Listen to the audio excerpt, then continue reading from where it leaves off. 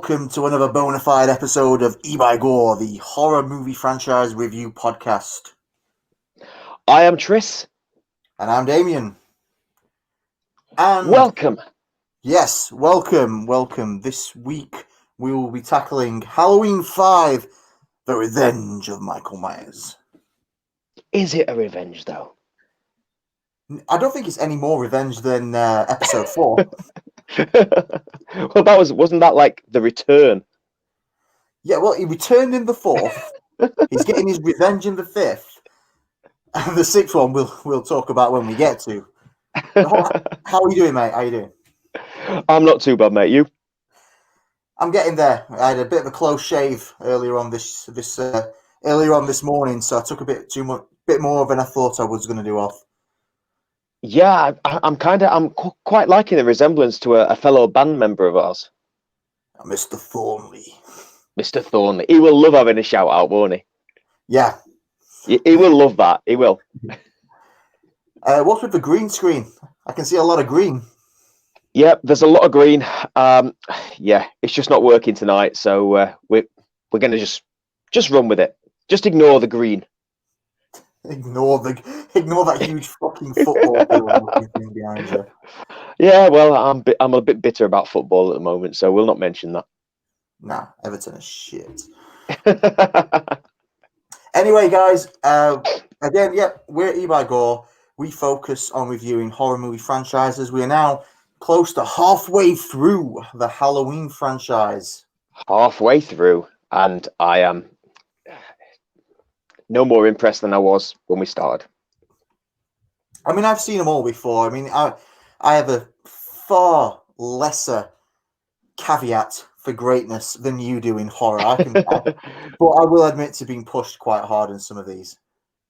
Yeah, I mean, your job in this is to try and make me love it. You're supposed to be filling my heart with juicy horror goodness, but so far you're falling a little bit short, mate. I mean, I will admit. We started Halloween to capitalize on the fact that it was Halloween. We did indeed. But what we are going to be doing at the end of all these franchises is we will be picking a random franchise for our next installment. We'll be doing. I'm going to say yes, but I've got a funny feeling that's not going to be a yes in Jay. You're going to be pulling out some of the bottom drawer, aren't you? I love the bottom drawer. The bottom drawer is the best drawer. I always go back to the bottom drawer. It's either that or the top shelf. I like all, you see, but I will admit to Halloween, not, the whole... I love Halloween 1, love Halloween 3, as we've already discussed, Halloween 2, but the whole franchise as a whole has never been one of my, top shelf picks, but it is great going through these. I think it's a good start, especially for noobs like you. It's a good way to dip your toe in the water. You get to experience the best of both worlds. You get to experience some highs and some lows. So, I mean, yeah, let's get into Halloween 5. Remember, guys, 5. Like and subscribe if you can. Give a tickle to that little bell in the bottom corner. You can get us on Spotify, Apple Podcasts, anywhere you get your podcasts from. We be there. So don't forget to listen to us. Yep, you can also get us on Instagram, Twitter, Facebook, and OnlyFans as well. Damo manages that one, not me. But no, we appreciate everything. And I know the video was really your domain, Tris, hence why I cover my beautiful visage. But the audio stuff is definitely my domain. And the audio, if you are sick of seeing our ugly mugs, let's face it, why wouldn't you be? If you're sick of hearing me say I or and if you're or me saying obviously a hell of a lot, and well, obviously. I cut all that shit out on the audio stuff. I just cut it all out. It's so streamlined. We sound so intelligent. Well, I sound intelligent. You sound like a fucking noob, as per. What he actually means is we sound realistic.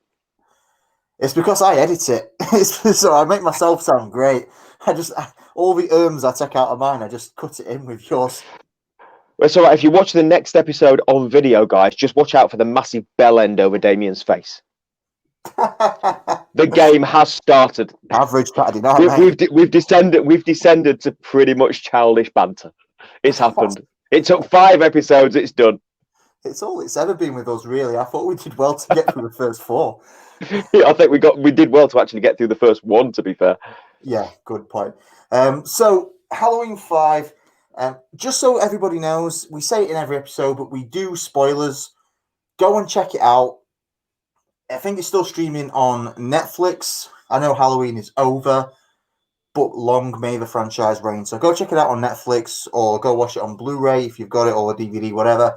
But yes, we will be spoiling this movie. So Tris, as always, give me a bit of history on this movie. And you know exactly what I'm going to say, exactly as I've said before episodes previously. I've never watched this one before. I've just heard it's a bit shit. You sound like a Yorkshire Mickey Mouse. Yorkshire Mickey Mouse. Have it. E-bar gum. E-bar gum. E-bar gum. History. You have history. None. I have none. This is an education for me. It is just like, other than the first one, this is a first time watch. So yeah, and given we've gone through 4 previously, I am not expecting very much on this one, if I'm honest. Yeah. To be fair, for all the shit I give you about not having history with movies, like the 4th one, I don't have a whole lot of history with this one either. I still watched it a good 7 or 8 years ago when I really got into collecting horrors and going through all the franchises. As I mentioned before, I was disappointed by the 4th one. I didn't think it was like bottom of the barrel like you did, but as I mentioned, I thought it was boring. So with this one, I didn't go in with a great deal of hope, but I just wanted to get some of that gore, some of that e-by gore. I just wanted it. And I had none of that hope. I'm not going to lie. After that 4th one, I was not excited to watch this one. Now, well, let's get into it. We're not going to go blow by blow on the plot because it's boring, a bit like Halloween 4 was. So we're just going to talk through it. We'll give you a brief overview of it. So, let's talk. Tris, I want to find out your opinions on Michael's resurrection or lack of death from the 4th going into this. Well, by now, obviously, we are used to the fact that there is a lack of death. Nothing can stop this dude. But you would have thought getting shot many, many times. It's not 6 times. It is actually 10 times. 10 times in this one. And he falls down that, that whole disused mind shit thing. And then they throw in, one of the comedy cracker. It's a bit like TNT from the Coyote and Roadrunner stuff. They throw that in there. Absolutely. Much like this movie, but they throw that in there, the whole thing collapses, but just as that happens, we see him crawling through a very conveniently placed tunnel. Yeah, where the fuck did that? I mean, I know it's a mine shaft, so one could expect a tunnel to be present, but leaving out. But it is it's a Maya-shaped tunnel, though. It's perfectly sized. But look where he emerges. He crawls along this very, very finite in length tunnel to emerge onto a river, but they've just dropped an explosive down there. Every other movie where there's a tunnel and an explosive, look what happens. It doesn't happen in this one. The tunnel is pure safety. Number 1, bullshit. I'm going to call it right now. Then he emerges clambering out of that tunnel like a weird rabbit thing, and into the river for some fun body whitewater rafting. Yeah, it does. It's slightly stylized. That should be an Olympic sport. He does it with such grace and perfection. It's beautiful. I mean, I know you like your believability, which you mention every fucking show, which is ridiculous because we're talking horror movies. You see, I expect the slasher to be resurrected, by buying a ticket to watch Halloween 5, or by buying or watching Halloween 5, you're basically saying, I accept that Michael is coming back. I mean, the thing's called The Revenge of Michael Myers. You're expecting him to come back. And that's the same for all the franchises. Fucking Friday the 13th, Nightmare on Elm Street.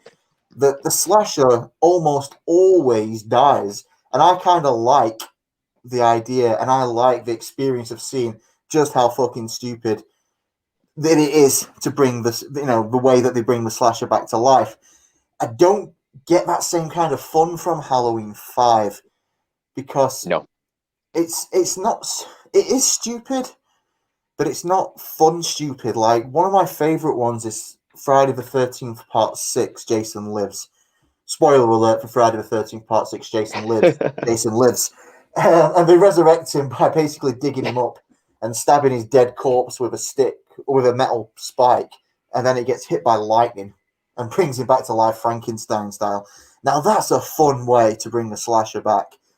But you don't get that with this one. It's kind of, he gets shot on a firing line, thrown down the mine shaft, and just sort of, he's not dead, is he? He just sort of swims until he finds that, like, hermit guy that's living in the, just random hermit guy living in the woods. I mean, we've said that, haven't we? But, with any kind of franchise, and I know I said it again, but with any kind of franchise, you have to kind of have that, that slasher comeback, don't you? Otherwise, they wouldn't get to double figures like they do. They build upon the success of the character that they built. We found that with Halloween 3, and the fact that wasn't there, it flopped massively at the box office because of that, and they wanted to bring him back. So obviously they have done. But fun fact about this little movie: you say Halloween 5, Revenge of Michael Myers. The Revenge of Michael Myers was never actually mentioned in the credits at all. It was purely Halloween 5. There was no mention of the Revenge of Michael Myers apart from on sort of the promo stuff. So it wasn't actually part of the film. It was kind of little bit like an afterthought. Look at you getting all these facts going. I have Google. It's amazing. That's Can you imagine with some of these films back in the day when Google was not even a thing? Can you imagine the frustration when some of these films end the way they do? Right now, we're just like, whip out our phones, quick Google. That's what happened. That's fine. Yeah, true. I mean, I don't have many facts from this because I can't be fucking bothered. But so it was directed by Dominique. I've got my tablet. See, so I've got my notes on here. Directed by Dominique Oefening-Girard, who did Omen 4: The Awakening. Ask me if I enjoy Omen 4: The Awakening, Tris. Did you enjoy Omen 4: The Awakening, Mr. Thornley? Terrible. So he's not my favourite director. I don't think he really did anything else other than that. I think he did a lot of TV stuff. I didn't really check, but the only thing that jumped out at me on the Wikipedias was Omen 4. That's enough facts for me from now. I need to ask you, Tris. Go on. The hermit guy. Yeah. The homeless guy. Is he changing Michael's undercrackers during that year that he's unconscious? He's going to be pissing and shitting, right? He's got to be doing something because literally, I mean, you see sort of Michael go in there. He literally goes in for the kill, proper Michael Myers style, and literally collapse down. Boom! He's down. He is out. 1 year later, he was out for an entire 1 year. 1 year unconscious for someone's 1 year. Like, why did the homeless guy feed him or look after him for a year? For a start, just nursed him back to health. A guy who just tried to murder him, presumably he cleaned his balls, everything. Presumably, he would have been covered in bullet holes from the firing line. No. Don't forget. Every time we see him in a pristine boiler suit, no bullet holes at all. It's a self-healing boiler suit, and a self-healing mask. Remember, he was shot in the eyes. He was burnt with boily fire. Yeah, true. But the mask was saved. Although it is a slightly different mask in this one. Yeah, slightly better, I would say, than the fourth. Well, you can't really get much worse than the fourth one, can you? Yeah, data from Star Trek is gone, and purely because they had actually intended, again, Wikipedia fact-finding here, they had actually intended to use the same mask, but for the guy that played Michael within 5, it didn't actually fit, so they had to sort of design a new mask, and it is an improvement on 4, definitely. Data from Star Trek is dead. Woohoo! I can feel all the like sci-fi guys going like, all these facts out today. So many. I need to get a new fucking podcast partner. It's getting far too serious for my fucking liking. Look, I watched this film. I watched the fourth one. I had to do something to pique my interest. So I went on a fact-finding mission so that the only thing I didn't say was this is shit, which is pretty much what happened with the fourth one. Yeah, I had to have something interesting to say to people. Yeah. So Michael survived a firing line, survived a swim down River Rapids, got his undercrackers changed for a year, got his And his boil suit balls cracked. tickled and washed. Yeah. What do you think about Jamie's sudden psychic connection to her uncle? Yeah, bit of a curveball, this one. And I've got to be honest, it was kind of in keeping with time, I guess, for what others were doing, but I don't Yeah. like it. It No. was, no, I don't like it. It's basically saying we've got to the point in the series where we don't have any legitimate threats to the slasher villain. So we have to Yeah, try and pretty give much. some, because we did the same in Nightmare on Elm Street 4, The Dream Warrior, and we did the same in Friday the 13th, Part 7, The New Blood, where she had the psychic connection and she battled Jason with psychic abilities. And I know that Jamie doesn't really battle Michael with psychic abilities, but she certainly has that connection that influences the plot. But it's lazy and it's fucking stupid.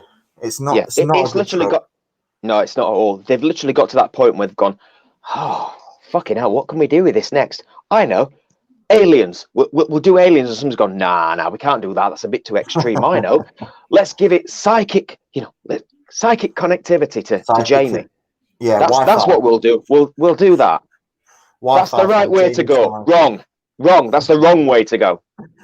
He's I don't like what they've done with Jamie in this one actually, because she's very sympathetic in the fourth one. She's also kind of in control of her own destiny to a point. Even though Until she's the been end. protected by Rachel. Yeah. With this one, they kind of do her dirty in the first bit. She's mute and she's got this psychic connection. She just convulses and she's almost relegated to a bit of an annoying character early doors. Yes. But it's just it doesn't work for me. So Michael awakens on Halloween as you do after his 1 year layoff. He's got the lightest work schedule you've ever fucking heard. But Just wanted a bit of a holiday. he You know, did. a bit And of, sorry, not a holiday. You can't have a year-long holiday. It's a sabbatical. sabbatical from murdering. But Jamie has the psychic connection, so she realizes that Michael's awake, and then she does her whole mute scream. And Donald Pleasance back as Loomis again in this one. Yes. He just believes her straight off. I mean, this is a man of science, a medical man, and he just believes that Michael is alive and that Jamie's got a psychic connection, just like that.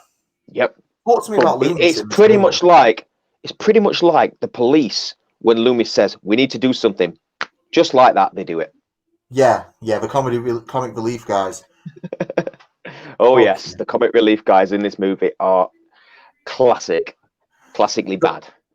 Yeah, and I don't understand. They're so out of place. I know we were sort of zigzagging to and from within the plot here, but you guys have seen it, right? We've said go watch it first, so we're not going to go through blow by blow because it's just pointless. But yeah, the comic relief guys are so out of place. We've got that stupid music playing underneath them, a bit like I don't even know, like an old school Carry On movie. You know, like when Matron used to walk on in the Carry On movies, and she has that little music up behind him. It's just like that, and then the dialogues like Three Stooges, and it's so. I mean, it would kind of be a bit more in place in some of the more fun slashers franchises, like well, I keep going back to it, but like Friday the 13th and Nightmare on Elm Street, possibly even Child's Play, where there's a bit more of a fun side to it. But Halloween always takes itself ridiculously seriously. So seeing the comic relief guys just randomly walk in just doesn't make sense. And you know, all through the film, they're kind of a non-starter, aren't they? They are, but to some degree, they're also the most realistic thing in the movie in the fact that they're fucking useless. They I are don't think. police officers that are fucking useless and pay attention to nothing. They may as well just wheeled out the donuts and said, "Have it, lads." Yeah, true. I tell you, who's not useless in this is Loomis. He's come Loomis. back. He's come back psycho, and he just uses Jamie as a punching bag for the first half of this movie. In fact, for the majority For of the this whole of the movie. movie. Yeah, He he's literally like, dials up the crazy to not just 10, not 11. He dials it up to 12. yeah, dials it up 6 times. He like when Jamie's sort of having those convulsions, he's like, she's got something to tell us. How the fuck do you know, Loomis? Like, what the fuck? You just Maybe everything. he's got a psychic connection. That's why it's all up until this movie. He's always had that little freaky thing. He knows what's happening. He's just, yeah, he's just a nutcase in this. But yeah, he's really harsh to Jamie. Like later on, when she's established, she's still mute at this point until the plot says she doesn't need to be. And she's yeah, Loomis knows that she knows something, and he's like, "Tell me, tell." He's like almost shaking her and grabbing her, Yeah. and it's I know he's meant to be kind of obsessed, and you see his obsession grow, and he's almost becoming kind of like a monster, kind of a bit like Michael, but less slashery. Um, Yeah, but probably just as dangerous with the way that he's acting in this movie, if we're being honest. True, but he's always been dangerous. I mean, even in the second movie, he randomly points a gun at this fucking Michael Myers dresser like, and that ambulance or that police car just pounds into him, which is still Yeah, 100% Loomis's fault. also shot the shit out of a window as well to turn that police car around. Yeah, he did. Yeah, fire a warning shot. Is that the fourth one? That's the second one, isn't it? Yeah, but now he's got a new gun, hasn't he? As we discussed in the last episode, he's got a Colt 911. 1911.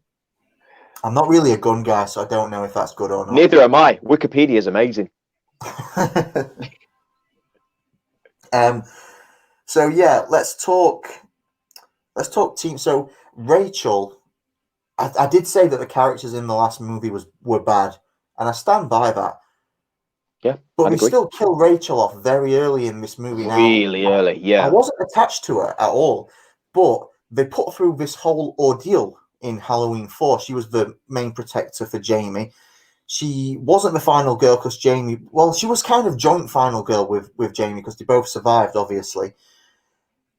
But to kill her off so early after they've established her as a main character in the fourth movie, I don't know if it was like kind of a statement to say nobody's safe. But that was the only kill that that really shocked me. I mean, I think a lot of the kills in this movie are good, but that one really shocked me the first time I watched it because I really wasn't expecting them to kill Rachel off so soon. Yeah, I mean, it was a really soft kill in terms of kills rated against the rest of the kills in the movie. Still but yeah, more brutal than every kill in Halloween 4, though. Yeah, absolutely. But I do agree with you. I think I wanted them to sort of, carry her on at least a little bit longer. It was very, very early in the movie to kill what, kind of thought was the protector heroine type character. Very, Yeah. very early. And yeah, maybe that was for effect. That was the shock factor that they killed her off very, very early. But yeah, I agree with that. Yeah. The problem is... I can't throw anything back at that. You don't really realise how much you miss Rachel until you meet Tina. Oh, yes. Jesus, she is the total opposite to Rachel, isn't she? In every way. In terms of a protector character, she is literally, she's a little bit wild, she's daring, she's fucking stupid. So yeah, very different. It's not against the actress. I think the actress, whoever she is, did an okay job playing Tina. She wasn't. I've seen some bad performances in horror movies, and this isn't a bad performance. This is bad writing.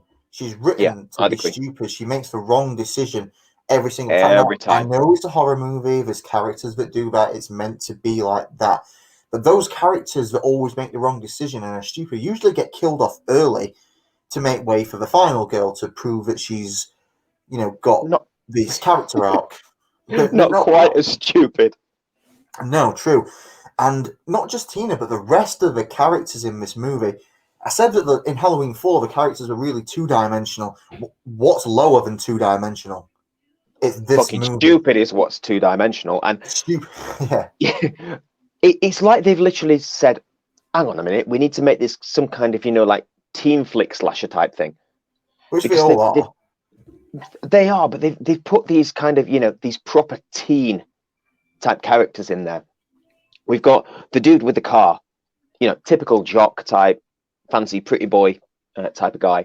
And we've got Rachel, who dies off pretty early, but we start to see her living life a little bit in the early before she's like, boom, dead, gone. Yeah. And then we've got Tina, the rebellious side, which is, it's kind of like they've got this yin and yang thing with Rachel and Tina. They've literally put two different types of characters in there, but the characters that surround Tina, they're all fucking stupid.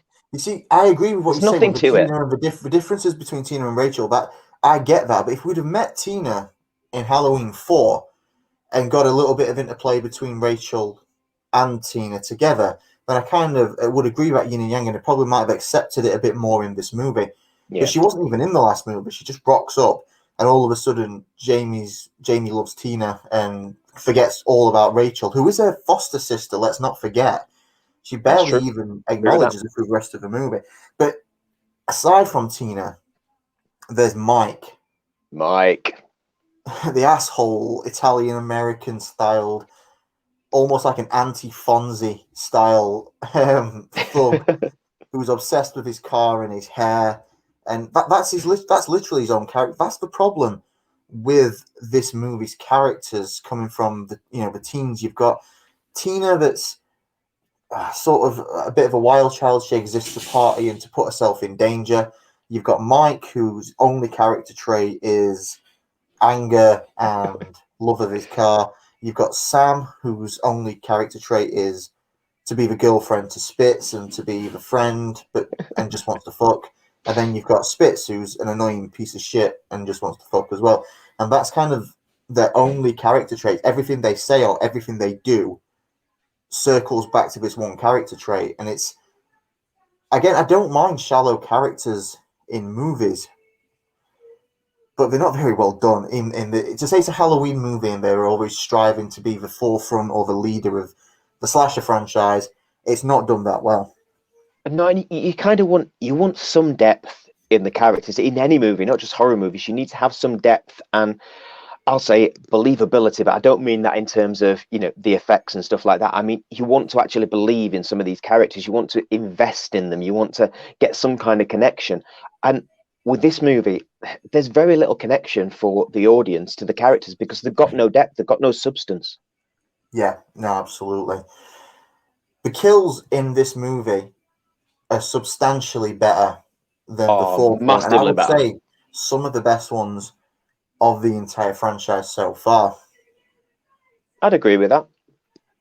So Mike's kill, in particular, is one of the favourites of mine because, Michael grabs this three-pronged... There's a lot of three-pronged weaponry in this movie. A lot of barnyard equipment, farm gardening equipment, a lot of pitchforks. But he grabs it and he scrapes it along the car. And Mike, being Mike, and his only character trait being Forget anger. about Mike. That hurt me. Oh yeah, that is a 1967 Chevrolet Camaro, and it's been cleaned and polished to within an inch of its life. You know, I'm a petrol head. I love my cars. Yeah, So to see that just eking across, it was like nails down a blackboard for me. I wouldn't have given a shit really, but Mike does, and he gets up to, realizes that it's Michael Myers, and then he just gets the pitchfork, the three-prong, whatever the fuck it is. He gets the pitchfork to the head, and he doesn't cut away. You see the blood and he falls down. It's a really good kill for a slasher movie. It is, but it serves him right for being, Billy Big Bollocks. He gets out thinking, some fucker scratched my car. I'm going to be Billy Big Bollocks. I'm going to get out. I'm going to spank him. And he gets put down, boom, straight away. He's put down. One shot. Like you said, three-pronged tool, pitchfork to the head, bang, job done. Yeah. Anyone ever scratched your cars like that? No. Thank God. I mean, you live out in the sticks. It's prime place for someone to use a pitchfork on your car. No, do you know what? I was once driving around Blackpool. We were actually on a gig at a holiday park in Blackpool, and somebody actually did throw a stone at my car. I got an Astra VXR at that point. It was my pride and joy. And some little bastard that was about 5 threw a stone at my car, and I got out and literally gave him a piece of my mind. I told him, well, I kind of had a very strong word for him, but yeah, I kind of wanted to throttle the little bastard. I wanted to go all Mikey Myers on him, but he turned around and it was a mini Michael Myers with a little mask on, holding a little pitchfork. He went after you. That's it. I just ran away. But apparently tormenting kids that throw things at your car, apparently that's frowned upon. Yeah, you can end up on registers, mate. Apparently so. But yeah, again, one of the great examples of Tina being a bit of a fuck nugget is when so Michael kills Mike, which is hard to make sure you get Michael Myers kills Mike, the douchebag. Yep. And it's Halloween, everyone's wearing masks, but Michael feels it necessary to change his mask and to put this weird goblin mask on, and goes instead of killing Tina, which is kind of his MO at this point, he just picks her up and decides to spend the night as an Uber driver or something like that. And she just doesn't drives her realize. around. Just drives her around for a little bit. You're right. I know what you're going to say. She doesn't even. It doesn't factor in her brain, does it? That hang on a minute, this isn't my boyfriend. You've got a completely different build type. Totally different clothes. He's way bigger. The dude's a stuntman who plays him. He's Bill totally different clothes as well. Yeah, totally. Yeah, he's got wearing a jumpsuit for it. Yeah, boiler suit, isn't he? Although, can I just come back to the fact that Michael Myers as a character has actually been in an asylum till the age of 6. Yet again, he can drive. Where the fuck did he learn to drive?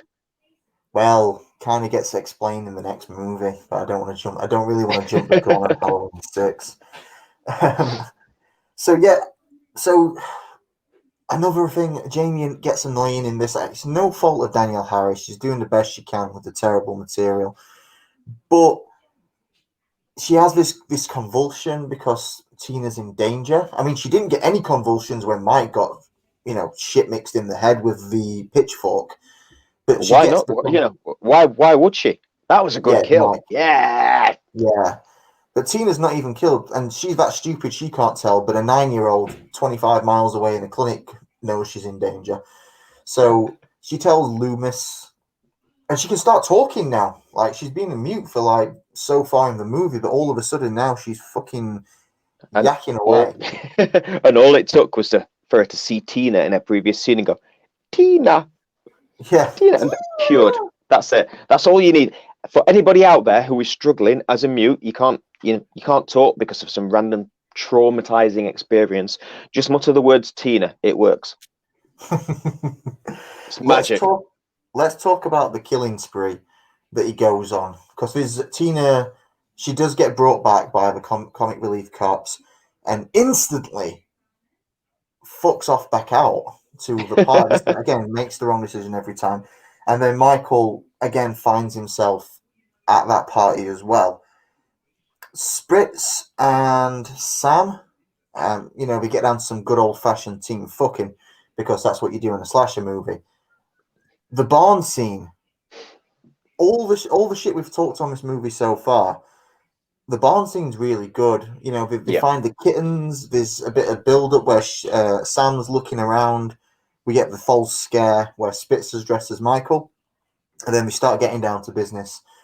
And we get the kill with the actual pitchfork this time, with Michael driving it through Spitzer's back while he's on top of Sam. Great kill.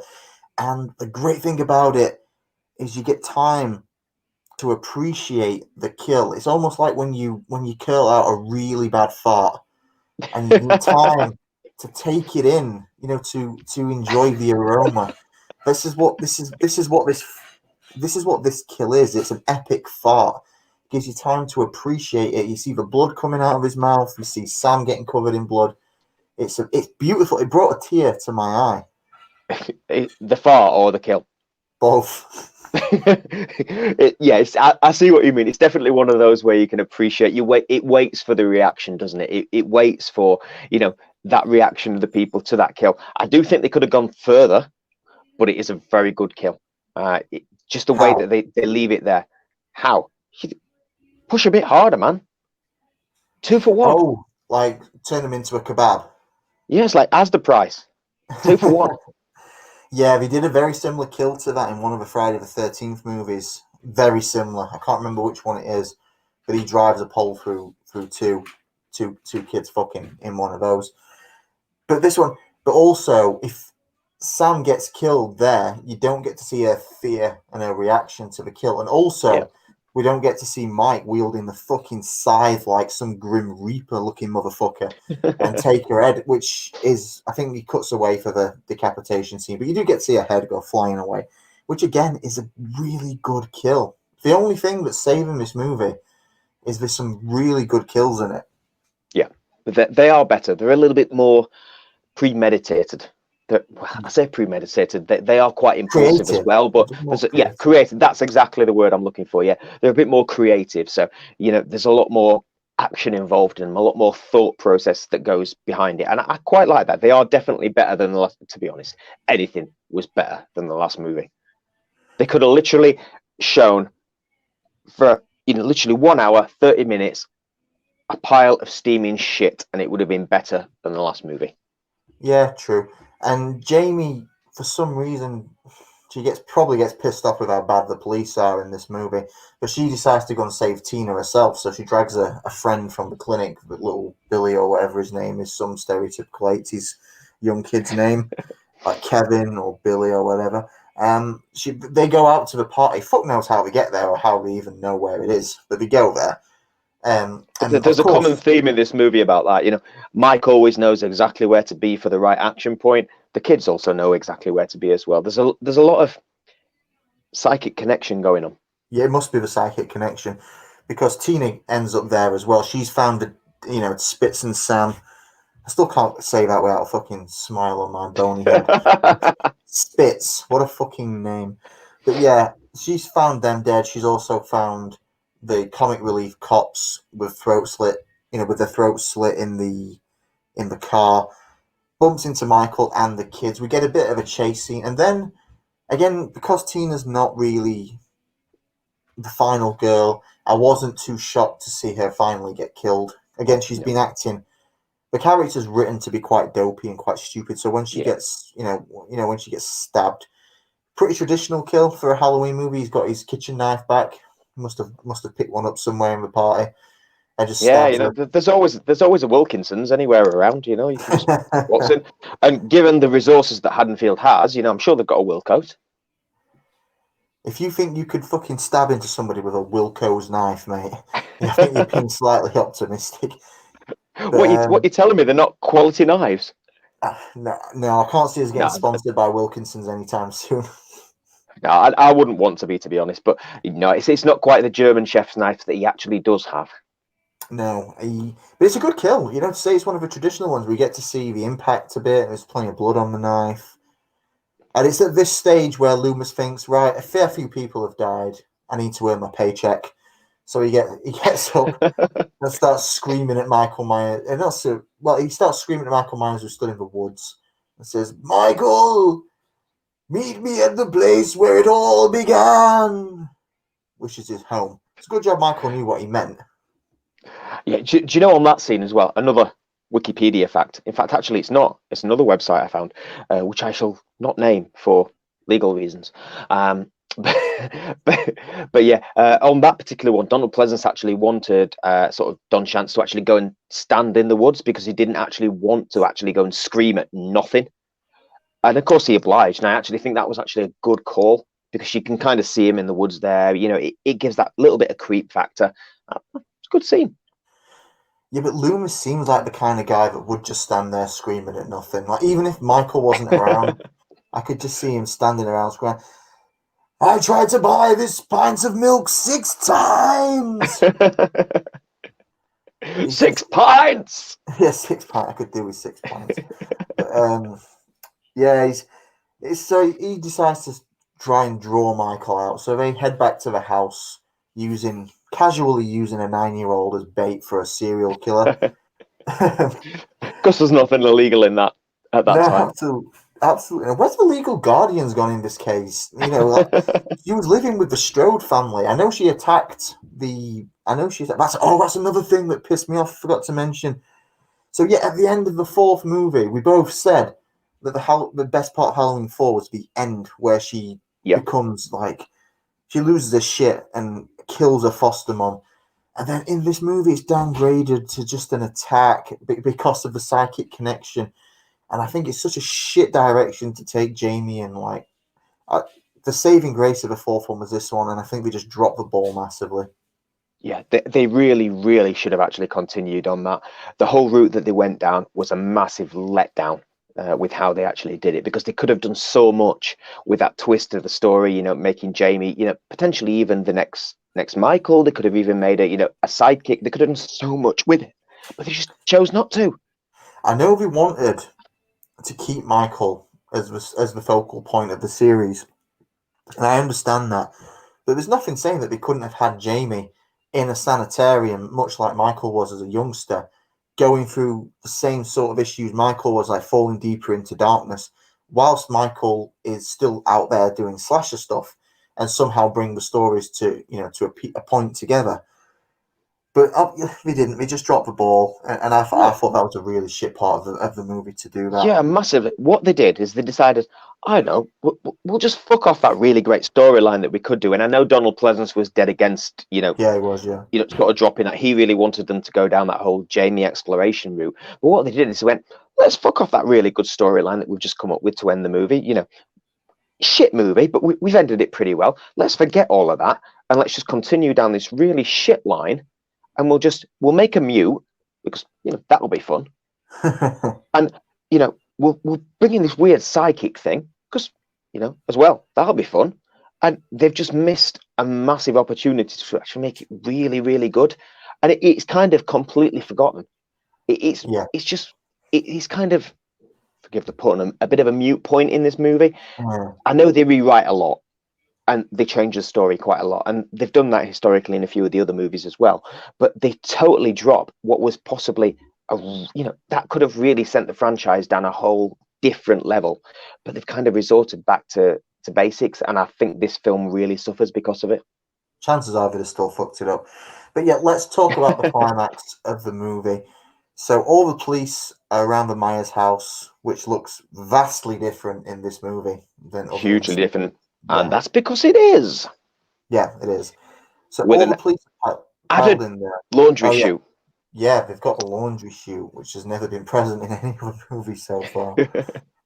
But it's used to good effect, I think. So all the police are there, and then Michael somehow becomes like an MI5 agent and pulls a double bluff on the police force by letting attacking the clinic, quickly running 5 miles across town to attack the clinic, just to lure the police away, to then quickly run 5 miles back in the space of 30 seconds. It does not matter how fast you run. Michael Myers will walk faster. Yeah, he's got transportation. He's got he's definitely got transportation skills. But then we get another great kill. He puts his hand through the window and grabs the cop's head and just fucking rams it into the steer. It's one of my favorite kills of all time. It's brutal as shit. I thought that would be. I can literally see you grabbing your yet to fully formed Tinkle at that one. Yeah, definite semi. It's a good kill. And then he kills the other cop who's upstairs protecting Jamie, hangs him by a rope ladder outside of the house because Jamie's randomly got. In fact, no, it's a Myers house, isn't it? So the Myers house randomly has a rope ladder just there. Yeah, you never know when you're going to need a quick escape route from a fire or stabbing. Yeah. Maybe it was foreshadowing from the Strode family from when Myers was a kid. They knew they were going to have to make an escape at some point, but they obviously fucked that up. And then he chases Jamie throughout the house. And I do think there's some genuine scares to be had, some genuine tension being built here. He chases Jamie down the laundry chute and then chases her back up, which is a bit funny. He stabs her in the leg, which is kind of harsh. Again, she's a kid. You don't really see a lot of kids getting injured in these films, but he stabs Jamie in the leg and manages to make it up there. And then, Tris, talk to me about the humanizing of Michael Myers in this scene. Yeah, it's something that's sort of been intimated throughout this movie in a couple of other places, but this is the main focus point where they do it. I have to be honest, I do not like it. And it's a whole different angle that they're taking. It takes away from Michael Myers, but Jamie, she shouts out, "Uncle." Yeah. And he all of a sudden stops in his tracks. Uncle Mikey, please don't kill me. And we get this sort of human quality to what previously has been an unstoppable monster. And I don't like the way that they take it. It makes it literally humanizes him to think that he has some kind of a conscience. That was probably the intention, but I do not like it because we've had these 4 movies before, obviously 3 of which he was in, and we've built up Michael to be this unstoppable slashing killing machine who Loomis is portrayed as having no conscience, no soul. He's, pure evil. This begs to differ with this little humanization trait, and I don't like it. I don't. So one thing I did see about this, I didn't read it. Maybe I read it. I can't remember. It's come from the pool of useless facts in my brain about horror. But the director wanted to show with this scene that even though Michael was struggling with his emotions, the evil that was in him or controlling him still overpowered his human emotions not to kill, to force him still to kill Jamie. I think it's like a lot of this movie executed really badly. Also, the issue with this film is I don't think it knows what it's trying to be from one part to the other. So a lot of this movie is really goofy. You've got the stupid, less than two-dimensional characters making stupid choices. You've got the comic relief cops that are so out of place. So it built this, despite the good kills, the characters are bad. The movie's quite goofy.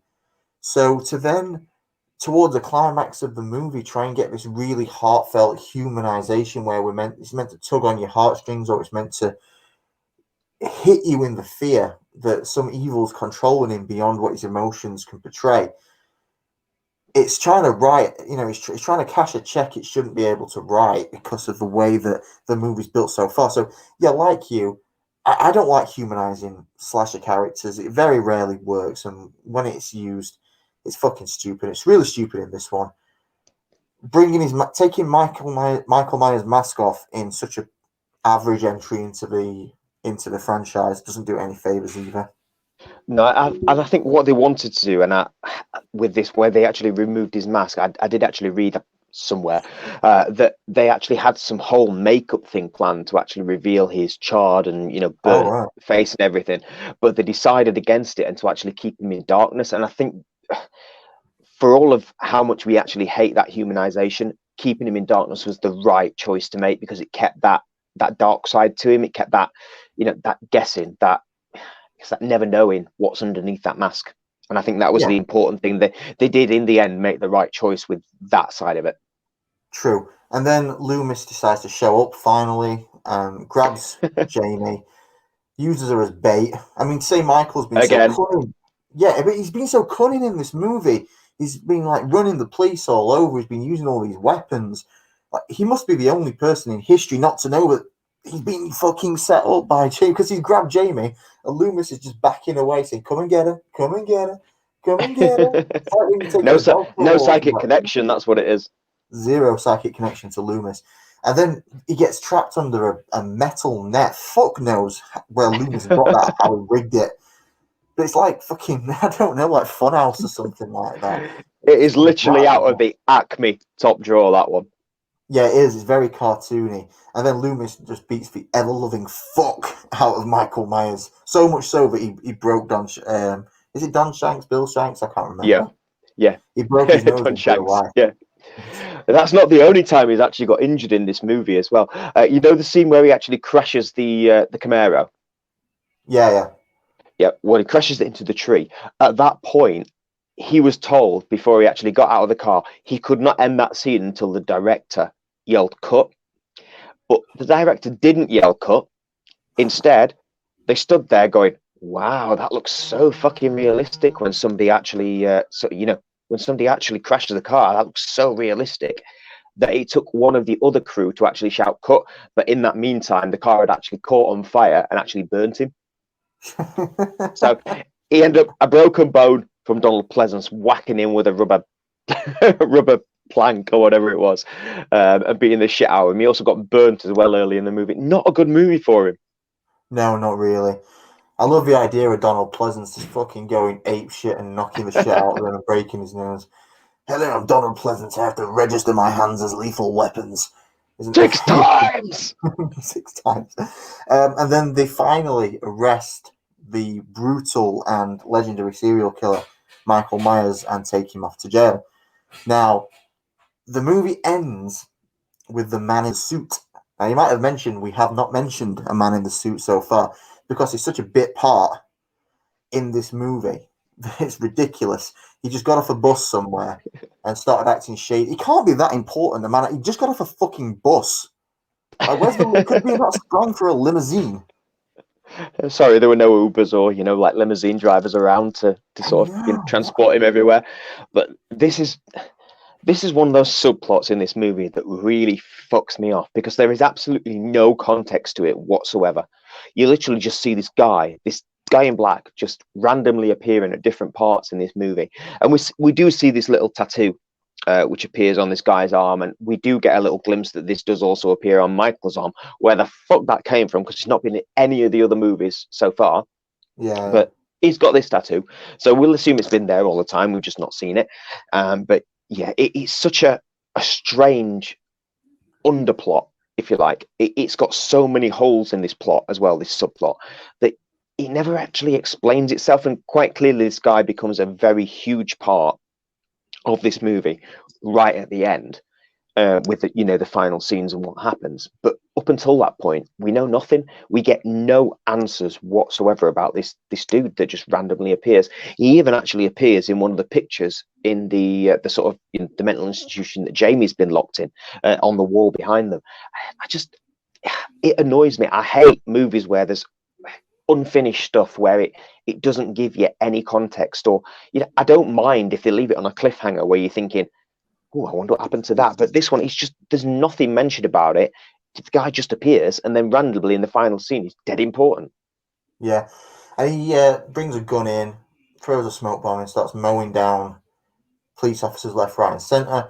Escapes with Michael, and I do kind of wonder if they were kind of going for a Star Wars type trilogy plot with this, because you got the first one, which is like a bit like A New Hope, where Miles comes back, but they do eventually win over him.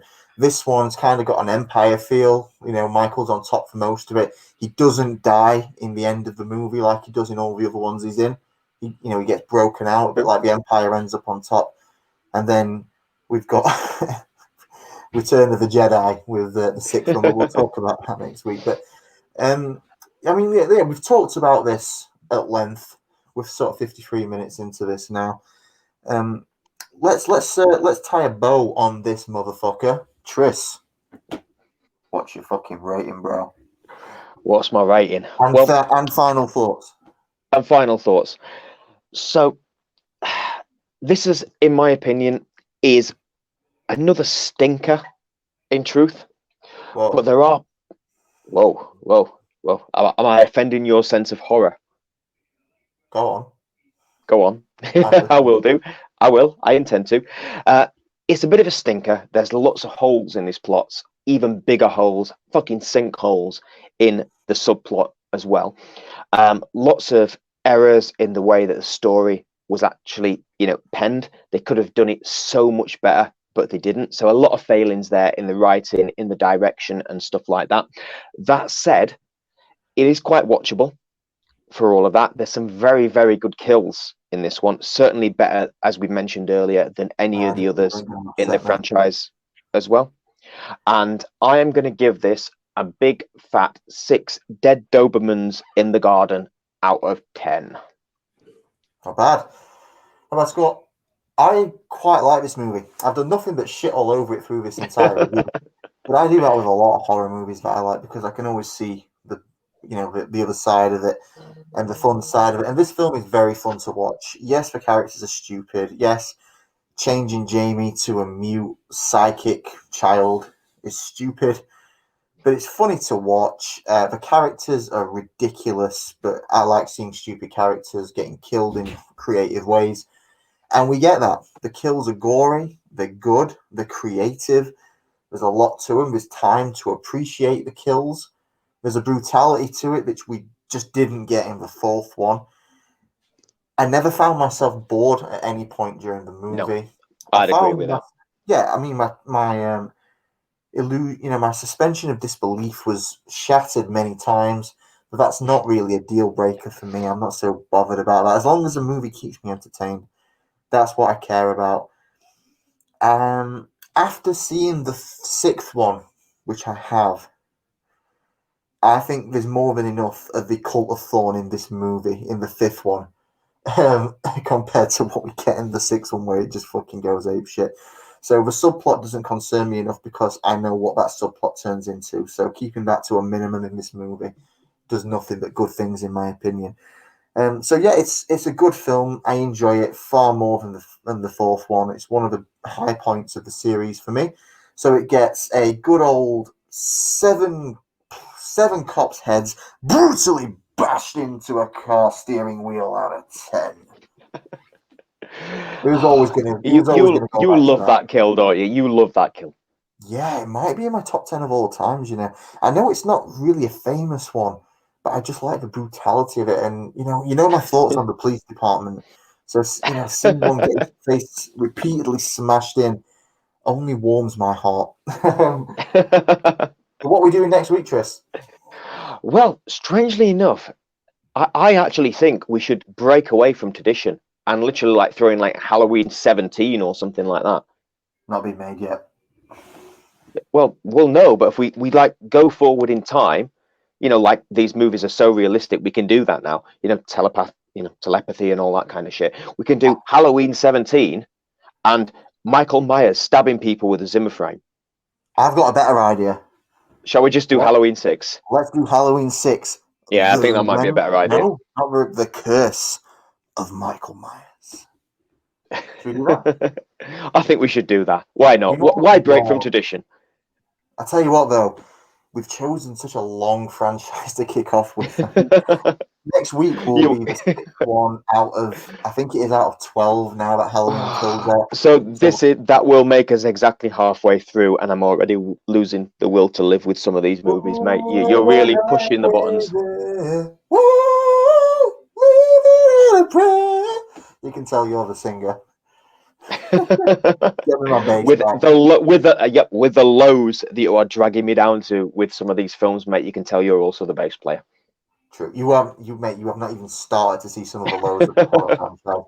But yeah, so guys, let us know what you think in the comments section. Like and subscribe. Let us know on Facebook.com/eByGore, Twitter and Insta @eByGore. Get us on Spotify, Google Music, Amazon Music. If you listen on Apple Podcasts, give us a little review. 5 stars only, please. Anything lower, and I'm going to cry. So let us know what you think. Give us a share. You do not want to see that. You do not want to see him cry. That's why I've got a mask on. I do nothing but cry. But yeah, we will be back next week with Halloween 6, The Curse of Michael Myers. Thanks for coming, guys. We will see you next week. See you next week. Enjoy.